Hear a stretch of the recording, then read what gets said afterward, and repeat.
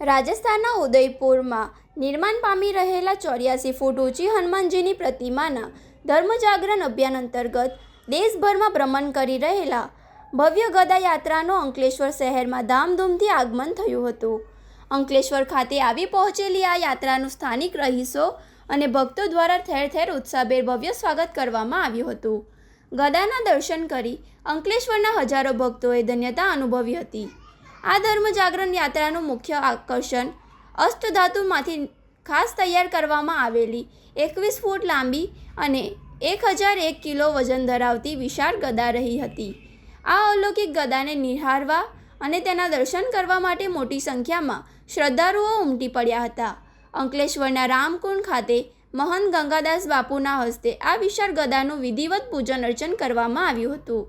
રામકુંડ ખાતે આયોજિત ગદા પૂજનના આ ધાર્મિક પ્રસંગે રાજ્યના મંત્રી ઈશ્વરસિંહ પટેલ પણ ખાસ ઉપસ્થિત રહ્યા હતા.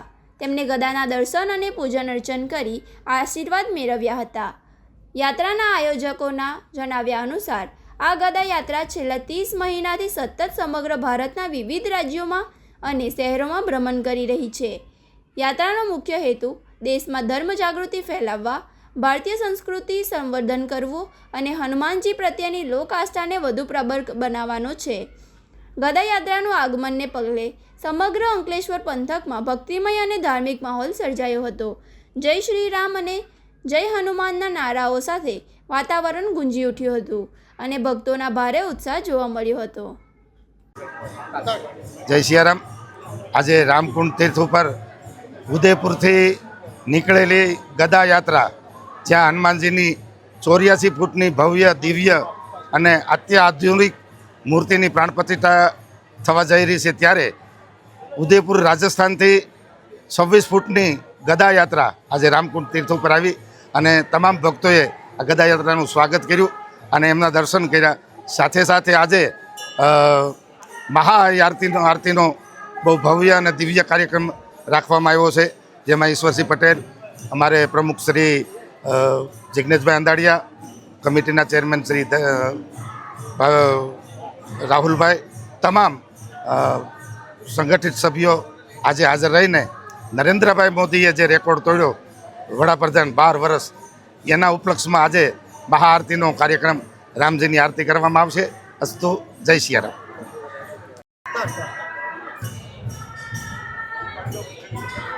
આ દેશના યશસ્વી પ્રધાનમંત્રી આદરણીય શ્રી નરેન્દ્રભાઈ મોદી સાહેબના પ્રધાનમંત્રી તરીકેના 12 વર્ષ પૂરા કરીને 13મા વર્ષ પ્રવેશ કર્યો છે, ત્યારે અને ગુજરાતની અંદર પણ 2001થી 2014 સુધી રાજ્યના મુખ્યમંત્રી તરીકે પણ અનેકવિધ સેવાઓ કરીને આજે દેશના વડાપ્રધાન તરીકે જ્યારે 12 વર્ષ પૂરા કર્યા છે, ત્યારે 13મા વર્ષના મંગળ પ્રવેશમાં મોદી સાહેબના દીર્ઘાયુ અને દેશની પ્રગતિ માટે સ્વાસ્થ્ય સારું રહે માટે આજે મહાઆરતીનો પ્રોગ્રામ રાખ્યો. ત્યારે અહીંયા અમારા રામકુંડ મંદિર ખાતે હજારોની સંખ્યામાં ભાવિક ભક્તો આ મહાઆરતીનો એમણે લાભ લીધો. ત્યારે મોદી સાહેબ જે રીતે 4399 દિવસ બતાવીને જ્યારે 4400 દિવસો જ્યારે પહોંચી રહ્યા, ત્યારે અમે ખૂબ ખૂબ શુભેચ્છા પાઠવ્યો છે.